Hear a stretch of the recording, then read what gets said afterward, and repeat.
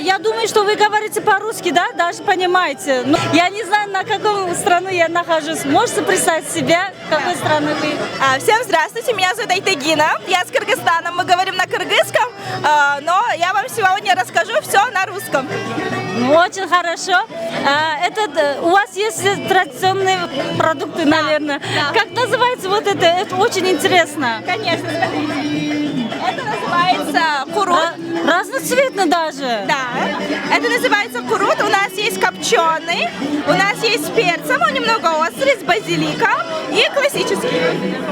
Который из них самый хороший? Я бы вам рекомендовала копченый. Копченый, да? Можно попробовать? Конечно. Это из какого молока сделано? Из лошадиной или... Это из коровьего молока. Да. Очень вкусно. Рекомендую. Рекомендую всем. Спасибо, Рахмат. Что-нибудь хотите сказать другим странам тоже?